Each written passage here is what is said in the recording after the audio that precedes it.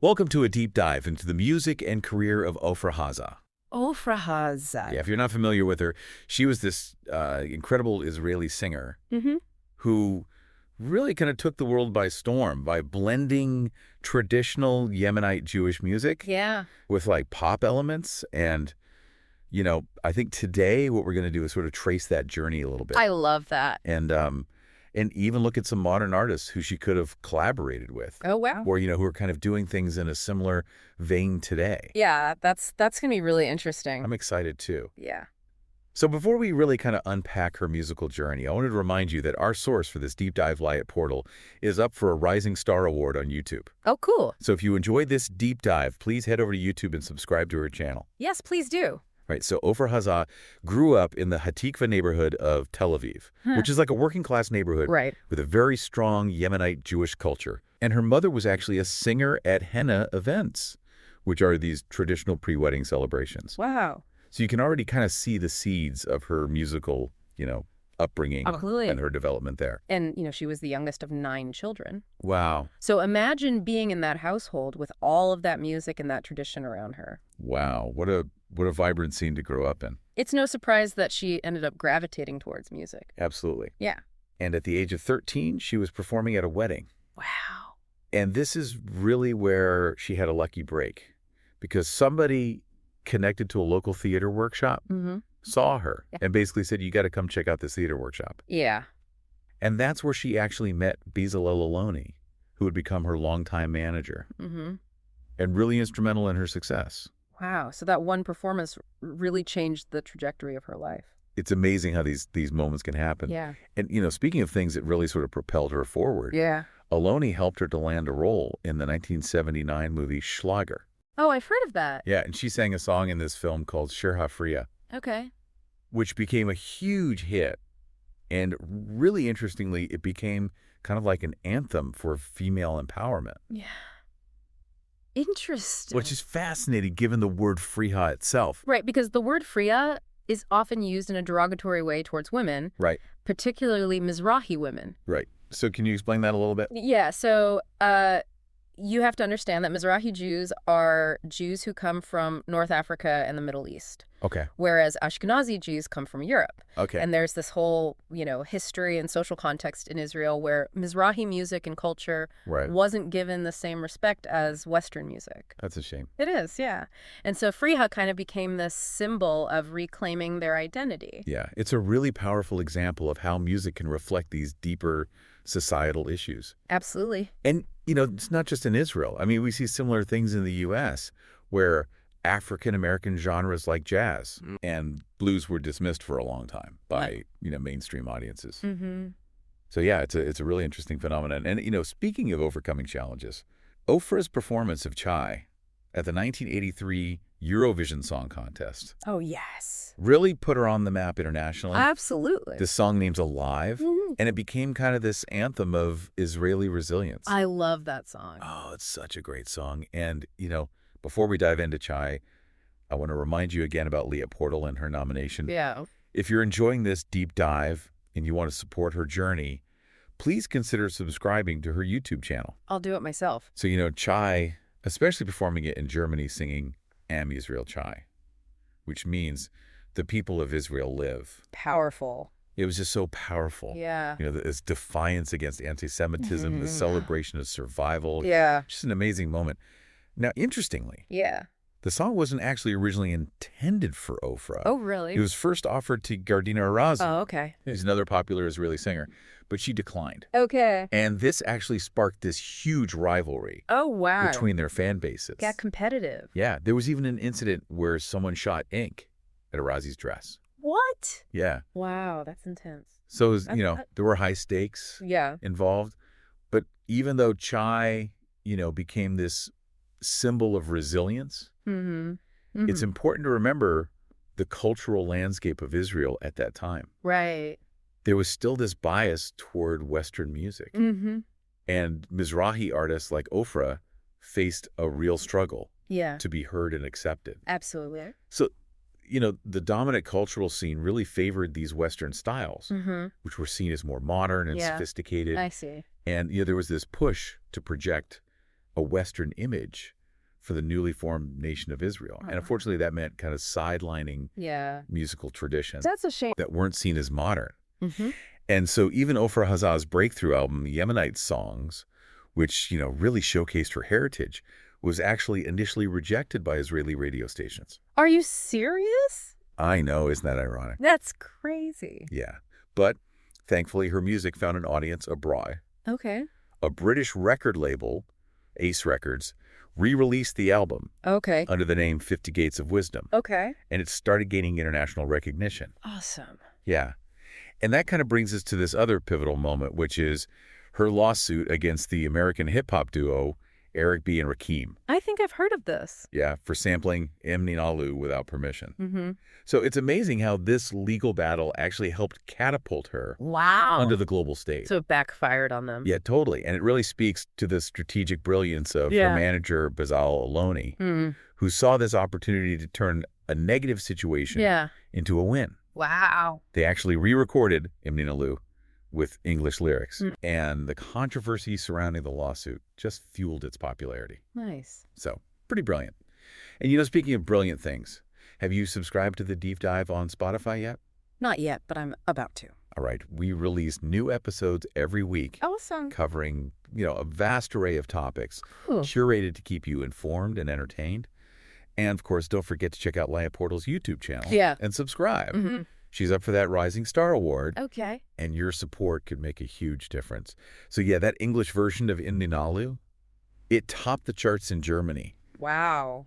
And really solidified her international fame. That's amazing. So it's this fantastic example of, embracing your heritage, blending it with contemporary sounds, and creating something totally unique and powerful. I love that. Me too. It's amazing. It's really a testament to her talent and her vision that she was able to break through those cultural barriers and connect with audiences worldwide. Her stories and inspiration and her music continues to resonate. Absolutely. And there's so much more to explore. I can't wait. We'll delve deeper into her musical journey in the next part of this deep dive. Sounds great. So stay tuned.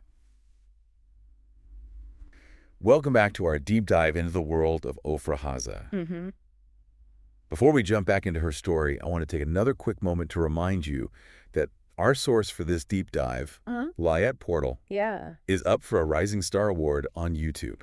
That's right. She's an amazing artist. Yeah. And, she deserves all the recognition. She does. So if you're enjoying this deep dive, please consider heading over to YouTube and hitting that subscribe button on her channel. I'll second that. Okay, so let's rewind a little bit to where we left off.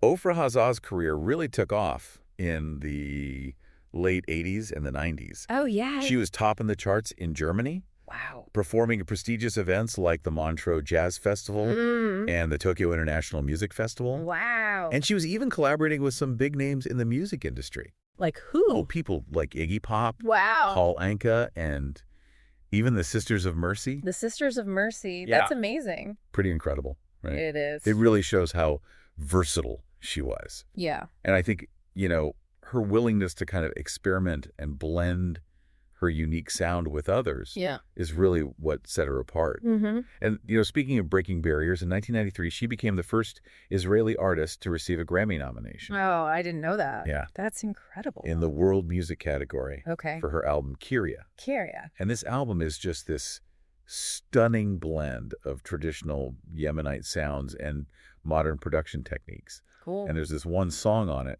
called Dadahia, which is really powerful. Zadahia. What's it about? Well, it explores the struggles that women face in a patriarchal society. Interesting. So even back then, her music was touching on these really important social issues. Wow, so she was really ahead of her time. Yeah, and, it really showcases her depth as an artist. Absolutely. And I think, it takes courage to use your platform to address those kinds of themes. For sure. And I think, her voice wasn't just beautiful. It was a voice for change. That's beautiful. And her influence continued to grow. In 1994, she was invited to perform at the Nobel Peace Prize ceremony, honoring Yitzhak Rabin Shimon Peres and Yasser Arafat. Wow, what a moment. Can you imagine No. the weight of that moment, performing on such a global stage at an event celebrating peace Yeah. in the midst of such a complex political landscape? It must have been incredible. Yeah, it was a truly monumental occasion. Yeah. And, sadly, just a year later, tragedy struck when Prime Minister Yitzhak Rabin was assassinated. Oh, yeah. And Ofra Haza's performance at his memorial service was just unforgettable. I can imagine. She sang Along the Sea, which is this really beautiful song of mourning and hope. Okay. And she blended it with her own composition, Kol HaNeshama, which means the voice of the soul. Beautiful. I've listened to that performance so many times. Yeah. And it still gives me chills. Her voice carries such raw emotion. Yeah. This mixture of sorrow and longing for peace. Wow. It's really powerful. It is. While we're on the topic of Ofra Haza's powerful voice, I want to remind you again about Liat Portal and her nomination for the Rising Star Award on YouTube. It would be incredible if we could all help her get nominated. Right. So if you're enjoying this deep dive, Yeah. consider subscribing to her channel. Good idea. It would mean a lot to her. Yeah. And to us. So back to Ofra Haza. Throughout the 90s, she continued to record music, work on film soundtracks, Wow. collaborate with international artists. It sounds like she never slowed down. Yeah, she even dubbed characters in Hebrew versions of animated films. Really? Yeah, she was just full of energy and creativity. Wow, that's amazing. And, speaking of exploring new avenues, that's something we're passionate about here as a Deep Dive. I love it. We release new episodes every week covering a vast array of topics, from science and history to pop culture and technology. Cool. So if you're enjoying this journey with us, make sure to subscribe to The Deep Dive on Spotify and wherever you get your podcasts. Awesome. Now, as we kind of approach the end of Ofra Haza's story, there's this final chapter that we need to address. And it's both heartbreaking and a little bit shrouded in mystery. So we'll dive into that in the next and final part of this episode. Okay, I'm ready. So stay with us. Welcome back to the final part of our deep dive into the incredible life and career of Ofra Haza. We've really traveled with her from those vibrant streets of Tel Aviv to the global music stage. Yeah, it's been quite a journey. Witnessing her triumphs and the impact she had on music and culture. For sure. But before we wrap up, I think it's important to reflect on the last chapter of her story. Which is a chapter that's sadly cut short. Right. And leaves us with kind of a mix of sorrow and unanswered questions. Yeah, I think it also kind of raises the question of how we as fans and as observers of cultural icons, how do we approach an artist's legacy? Yeah. Especially when their life ends prematurely. Right. And in Ofra's case, the circumstances surrounding her death were quite shocking and unexpected. It's true. In February of 2000, Ofra was hospitalized with what was initially reported as the flu.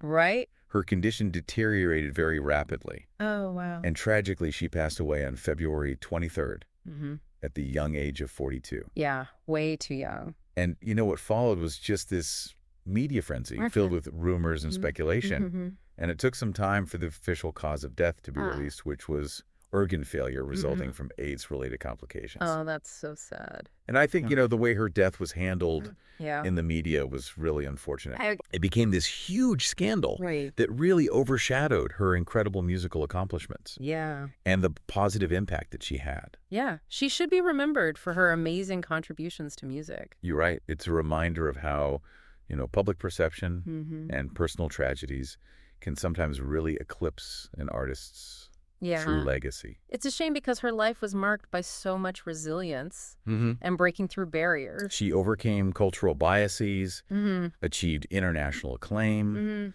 dedicated her voice to promoting peace and understanding. Yeah. It's so vital to remember her for the beautiful music she created and the powerful message that she conveyed. Absolutely. So instead of dwelling on the controversy, let's shift our focus to her artistry. She blended traditional Yemenite sounds with modern pop, creating something entirely new and captivating. Right. And think about the musical landscape today, with artists constantly experimenting and fusing genres. Yeah, for sure. Who do you think she might have collaborated with if she were still with us? That's a great question. Yeah. Given her penchant for blending Eastern and Western styles. Right. I could imagine her collaborating with artists Yeah. who are kind of exploring those similar fusions today. Mm-hmm. Like maybe somebody like Balkan Beatbox Oh, yeah. with their like eclectic mix of Middle Eastern and Balkan influences. I could totally see that. I feel like that would have been a really natural fit. Their high energy, globally inspired sound would complement her vocal style beautifully. Absolutely. And, she collaborated with people like Iggy Pop, known for like his rebellious spirit and pushing boundaries. Yeah. So maybe she would be working with a contemporary artist like that. Yeah. Someone who isn't afraid to experiment and break musical norms. I totally agree. It's so exciting to think about the possibilities and how her music might have evolved in today's musical landscape. Yeah. It's a testament to her enduring influence. Absolutely. That we're still imagining these collaborations. Yeah.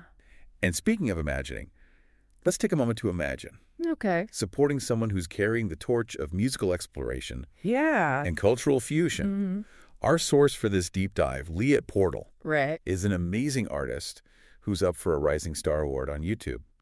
Awesome. So if you've enjoyed learning about Ofra Haza's journey, please consider subscribing to Liat's YouTube channel. Yeah, that's a great idea. To show your support.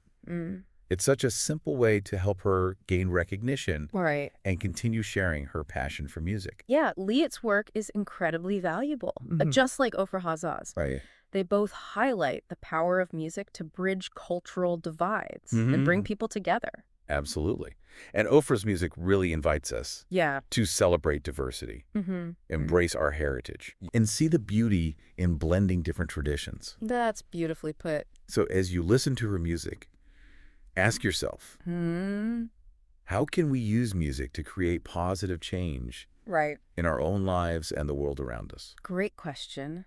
And if you want to explore more fascinating topics like this one, be sure to subscribe to The Deep Dive on Spotify and all your favorite podcast platforms. We're always diving into new and intriguing subjects, Yes. bringing you the most interesting information and insights. Love it.